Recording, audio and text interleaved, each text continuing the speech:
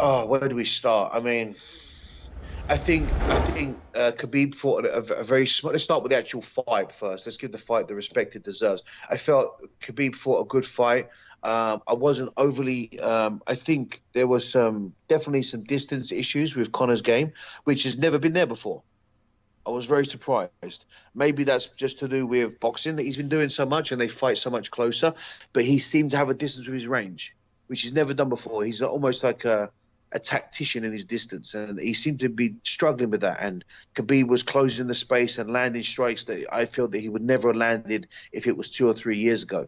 But Khabib did a good job, wrestled him, took him down, and he got the submission. Were you especially surprised when Khabib was able to drop him? Like, I don't think anybody saw that coming. No, that's what I'm saying. Yeah. If you watch where he dropped him, it was like there was no reaction on Conor's part, and that's almost been unheard of in his previous fight. So when he dropped Jose Aldo, his distance was so fast on his feet. He was almost like the Mayweather of MMA. He was so smart with his distance. He would make you just miss him, and then he would counter. And it just seemed like that wasn't the case with Khabib. I don't think Khabib's striking or his distance was phenomenal. I just think Conor was not in the right space. I know, and a lot of discussions have been had about this, and I kind of noticed, like, before the event, I know he was trying to promote his whiskey, Proper 12, but he showed up to the press conference drunk, like, a week out from the fights. Is that normal for fighters to do? Wouldn't you want to stay away from any alcohol? Yes, for sure. I don't know if he was actually. That's the thing about Conor is that, excuse me, is that he you never know what's real and what's not real with him. That's true. Is he drunk or is he putting on a show? Is he making out that he's drunk to sell his whiskey, or was he really drunk? I would be very surprised that he would have been drunk. That his team of a professional level would allow that. So obviously, this is one of the biggest fights in a long time. Dana White's saying it's definitely breaking 2 million. We're on its way to 3 million, but that's not even the biggest talk. Like, the fight was really good. I enjoyed the fight. Probably not my favorite McGregor fight, but what unraveled afterwards, what do you have to say about that? What happened as soon as the fight broke? I'm reading all these people say, Khabib took months and months of abuse, and when you bring up a person's this, you bring up a person's that, you deserve to get what you get. In my opinion, I think that's rubbish. I think what he did and what his team did is disgusting, not just for himself, but also for the sport. I think what Conor did on the bus was disgusting, not for just himself, but for the sport. These two wrongs don't make a right. At the end of the day, you're a professional athlete who's getting paid an immense amount of money. You have a job to withstand, and you have rights to do. And at the end of the day, what you did was completely wrong and unjust. I feel that if someone has been building a fight of hype up or whatever they've been doing, is saying this about you and saying that about you, either deal with it there and then or don't deal with it whatsoever. And the fact is, he already made him pay in the ring. He beat the guy in the cage, which is what he said he was going to do, right? He said, everything you say to me, I'm going to make you pay in the cage. Fantastic. You've got the platform. You're not going to get arrested, and no one's going to look down for you for kicking the guy's ass inside the cage.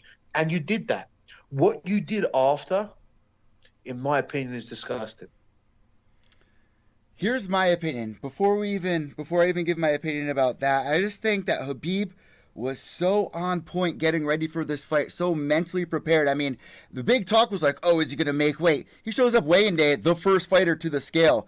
The press conference, Conor shows up late. He was like, I'm not letting that get into my head. I'm out of here. Like, I'm the champion. I just grew a lot of respect for Khabib up until he jumped out of the cage like that. And a lot of people out there are saying it set the sport back 20 years. But then you look at like what Conor did with the bus and getting arrested and this and that, what he did at Bellator. I don't think any of it's right. But how do you punish these two fighters? If you were Dana White, how would you handle this, James? To be honest, the things what Dana's been stuck with prior to this sorry, my camera just turned around. I don't know why she's doing that on its own. That's crazy. I mean, to punish them, I think it's not even in Dana's hands. I think it's going to be in the Nevada Athletic State Commission's hands. Yeah. And I think inside the business of Dana himself, of the UFC, I mean, if it was any other fight, I think they would strip him of the title. I think they'd both be suspended. I mean, Conor, what Conor did on the bus, that went straight to court, and the court dealt with it. And they kind of the UFC did nothing on their side to make him pay for these actions, which I think that there should have been something on his side to make pay for his actions. But we all know when you've got high level fighters out there like John Jones, Conor McGregor, and stuff like this, they're almost making so much money for the company that they've almost got a little bit of a leeway to do what they want, right? Because if other people did what Conor McGregor did at weigh-ins or press conferences, it wouldn't be fired on the spot. Yeah, they'd be fired. They'd be highly fired. I mean, I remember back in the day, there was one of the guys from the Ultimate Fighter House that got his contract, and he kicked out the window of the limousine. Oh yeah, Jesse. Jesse, that's it, Jesse. Yeah, he got fired. And was never allowed back into the UFC until many, many, many, many years. He had to, for that. And then you got someone like Conor who threw a dolly through a window of a bus and almost hit females, and jump in this and jump in that, and all these things with drinking and all this stuff. And I mean, it's just because, okay, yes, he makes the company a lot of money, but I mean, is it all just about money, or is it about the pride of the company? And what's happening is that it's being shown right now. If you make the company that much money, you can pretty much do what you want. So what Khabib did, I don't know what punishment that's going to face, any punishment at all. So we actually had a fan question about this for the show, James. A fan wanted to know, they say, how do these suspensions work? Because allegedly they're saying, oh, these guys are going to be suspended for 10 days. Like, what does that even mean, suspended for 10 days? Like, how does that work? I mean, I don't... That doesn't make any sense, right? It doesn't make any sense whatsoever, because it's not like, okay, they're suspended for 10 fights. I mean, then 10 days is nothing. It's because we're self-contracted. We're subcontract fighters, so we don't really actually work for you. So I just fought on Saturday. It's now Wednesday. That's 4 days. So I mean, another 6 days. My suspension over. I mean, how does that work? That's just ludicrous. But you can't use your Twitter for 10 days. Yeah. No one's going back to work 10 days after a fight anyway. Yeah. So it doesn't even make sense. It shouldn't even be put out there. But that's what I'm saying. I mean, it's not just that, but it's just the mindset. I think it's silly for Khabib because he beat the champion. He beat the guy that he was up against. He silenced the critics. He beat the guy. And then he goes and does that. And then you don't even get the belt put around your waist. You've got a bad taste in your mouth. Now, the president of the company's got a personal dislike to you. Fans, are voicing their opinions. You upset a lot of people. He could have just took the higher road, beat the guy in the fight like he did, been the true professional, had the belt wrapped around his waist, and bang. I mean, look what happened. Do you remember Paul Daly? Yeah, of course. When he punched Koscheck after the bell. After the bell, yeah. Fired from the UFC, right? Never allowed back. Jason High. The names go on. And that's what I'm saying. So what happens when Khabib does this? You know what I got to say here? He actually got to meet Mike Tyson the day after the fight with Dana. So it's really strange. Really strange. There's one photo that was taken, and obviously Khabib, the Eagle, the way he jumped out of the cage, it was like he was clawing at Dylan Danitz with his feet. It was just like such a good shot. I'm not saying I'm for what happened or anything, but that was pretty not iconic, but pretty infamous photo, I guess, as time goes on. For media, that's an amazing opportunity for that kind of thing to happen. They gave them amazing, but as an athlete, I just think it's just a shame because, I mean, he's lived and waited for that moment his whole life to get that belt. He's trained it very hard. He's suffered. He's put himself and his family through hell and back to, get that belt or that opportunity. And then you go out there and tarnish it by doing something like that. Because now more people are talking about what happened after the fight than people are talking about during the fight itself. 100%. And that's what you're going to get remembered as. And that's going to be he's talking about, I'm doing this for my legacy and stuff like this before the fight. That's your legacy, mate. That's what you're known as now.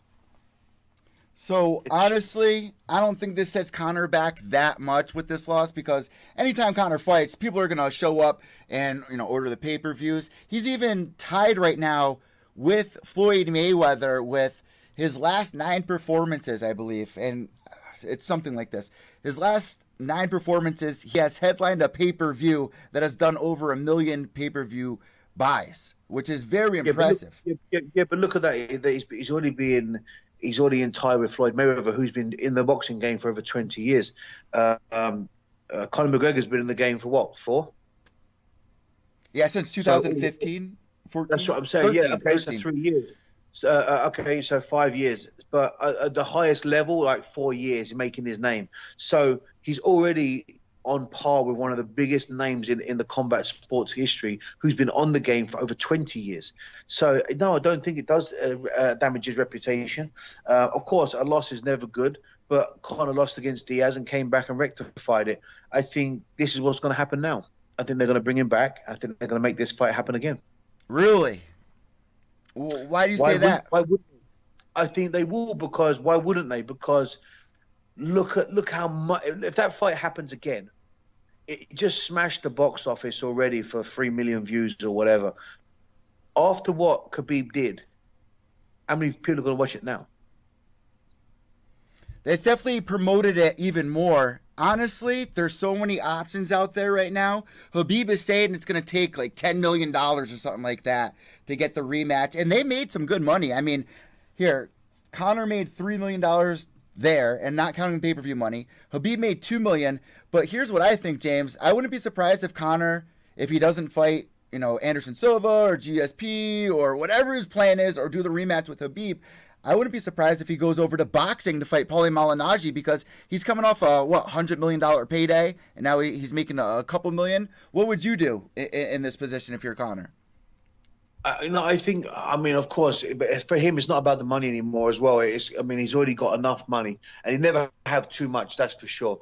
But I don't think the UFC is just going to let him keep jumping back and forth to boxing, because yet again, that's not allowed in the UFC contracts. We've seen that with... That exception's been made, right? So even Anderson wanted to do it years ago with Roy Jones Jr. There's been many people that have wanted to go and do boxing fights and wasn't allowed to. So I don't think that's going to be allowed to keep jumping back and forth. And honestly, I don't think it's actually going to do Conor's fighting style and MMA influence that great, because we already saw less of a performance now than what we see before. So I think it actually damaged him a little bit more than, and I know the transition between kickboxing and MMA is a very big one. It's very hard. People don't understand. And it was funny because I saw John Kavanagh do an interview and say, Conor's his hands now are so much better because we concentrated on boxing for so long. And I thought, actually, you're wrong, John.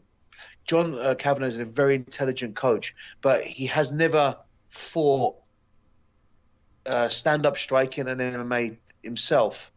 And unless you've gone along that bridge and you know that bridge, it's a very hard one to cross. And there's a lot of people out there. If you look at a lot of people that have ever done it, more have failed than succeeded. And it's funny enough, most of the people that have succeeded in going from high-level striking to MMA have pretty much come from Holland, and most of them come from my gym in Holland.